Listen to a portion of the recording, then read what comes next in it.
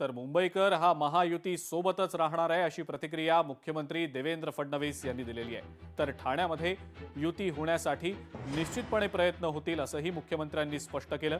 तर पुणे आणि पिंपरी चिंचवडमध्ये राष्ट्रवादी काँग्रेस सोबत मैत्रीपूर्ण लढती भाजपच्या होणार असल्याचंही मुख्यमंत्र्यांनी सांगितलेलं आहे। काहीही असलं तरीही मतदारांचा कौल हा आमच्याकडेच म्हणजेच महायुतीकडेच येणार आहे असं सुद्धा मुख्यमंत्र्यांनी यावेळेला आत्मविश्वासानं सांगितलेलं आहे। जास्तीत जास्त ठिकाणी शिवसेना आणि भाजपची युती असेल असं सुद्धा मुख्यमंत्र्यांनी स्पष्ट केलं असून SIR प्रक्रियेमुळे यादीतले घोळ दूर होणार असल्याचा विश्वास देखील मुख्यमंत्र्यांनी व्यक्त केला आहे। चर्चा झालेली आहे। आम्ही दोघेही इथले मोठे पक्ष आहोत।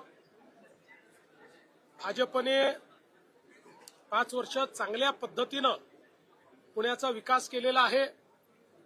त्यामुळे कदाचित पुण्यामध्ये राष्ट्रवादी काँग्रेस आणि भारतीय जनता पार्टी अमोरासमोर लढताना त्या ठिकाणी पाहायला मिळतील। पण असं असलं तरीही मैत्रीपूर्ण लढत असेल, याच्यामध्ये कुठेही कटुता नसेल। तर ठाण्यामध्ये युती होण्याच्या अनुषंगानं पूर्ण प्रयत्न असतील असं मुख्यमंत्र्यांनी सांगितलेलं आहे। पुणे आणि पिंपरी चिंचवडमध्ये मात्र राष्ट्रवादी काँग्रेसच्या सोबत मैत्रीपूर्ण लढती होणार असल्याचं मुख्यमंत्री म्हणतायत। मात्र 29 पालिकांमध्ये जास्तीत जास्त ठिकाणी शिवसेना आणि भाजप युतीमध्ये लढणार असल्याचं मुख्यमंत्र्यांनी यावेळेला सांगितलेलं आहे।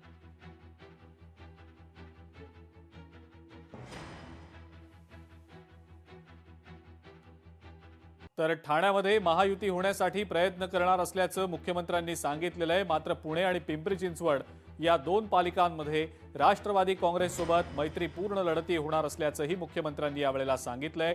आम्ही जर पुणे आणि पिंपरी चिंचवडमध्ये एकत्र लढलो तर याचा विरोधकांनाच फायदा होण्याची शक्यता आहे आणि म्हणून आम्ही मैत्रीपूर्ण लढतींचा निर्णय घेतल्याचं यावेळेला मुख्यमंत्र्यांनी स्पष्ट केलंय। आणि याच संदर्भात बोलण्यासाठी पुण्याहून आपले प्रतिनिधी अमोल धर्माधिकारी सध्या आपल्या सोबत आहेत।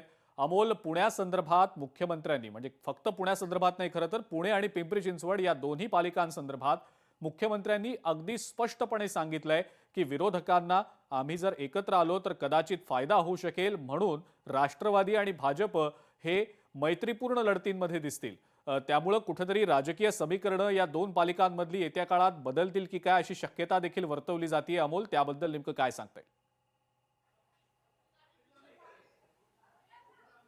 नक्कीच आज मुख्यमंत्री देवेंद्र फडणवीस यांनी अतिशय महत्त्वाची माहिती ही आगामी महानगरपालिका निवडणुकीच्या अनुषंगाने दिलेली आहे। आतापर्यंत फक्त बोललं जात होतं की अजित पवार आणि भाजप हे वेगवेगळे लढतील, मात्र अधिकृतरित्या आता मुख्यमंत्र्यांनी याबाबतचं स्पष्टीकरण दिलेलं आहे। आणि पुणे आणि पिंपरी चिंचवड या 2 महानगरपालिकेमध्ये जिथं गेल्या निवडणुकीमध्ये भाजपचे महापौर होते आणि किंबहुना अजित पवारांची सुद्धा ताकद होती, या 2 ठिकाणी मात्र महायुतीमध्ये तेढ निर्माण झालेला आहे आणि अजित पवार यांच्या विरोधात भाजप आणि शिवसेना ही एकत्र पुणे महानगरपालिका आणि पिंपरी चिंचवड महानगरपालिकेमध्ये लढणार आहे।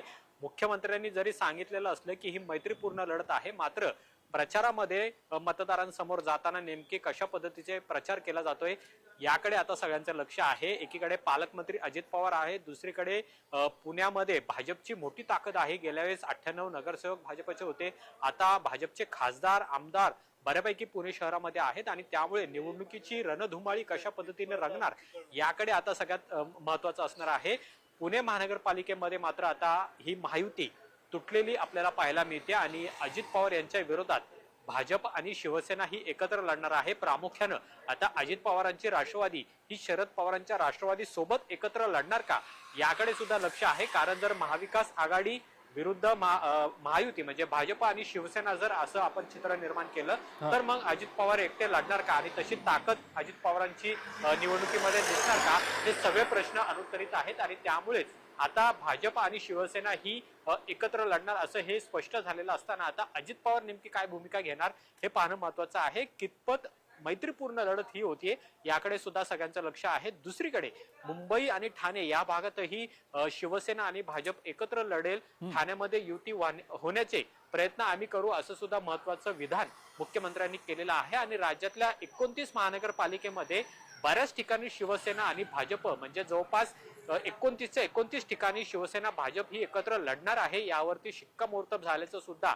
मुख्यमंत्र्यांच्या बोलण्यातून स्पष्ट जाणवलेलं आहे. मात्र दुसरीकडे पुणे आणि पिंपरी चिंचवड मध्ये मात्र अजित पवारांना सोबत न घेण्याचा निर्णय भाजप आणि शिवसेनेने घेतलेला आहे. अगदी खरं आहे आणि ही खूप महत्त्वाची आणि मोठी बातमी आहे जी आज मुख्यमंत्र्यांच्या प्रतिक्रियेनंतर समोर आलेली आहे. या पुढच्या काळात नेमक्या राजकीय समीकरणांमध्ये काय बदल होतो, महायुती म्हणून कोणकोणत्या पालिकांमध्ये लढते का सगळ्याच ठिकाणी म्हणजे पिंपरी चिंचवड आणि पुणे या दोन पालिका व्यतिरिक्त इतर पालिकांमध्ये नेमकी काय राजकीय समीकरणं येत्या काळात पाहायला मिळतात याकडे आपलं लक्ष असणारच आहे. अमोल, धन्यवाद, आपण ही जी माहिती दिलीत त्याबद्दल. लोकशाही मराठी ऐका, पहा, जागरूक रहा.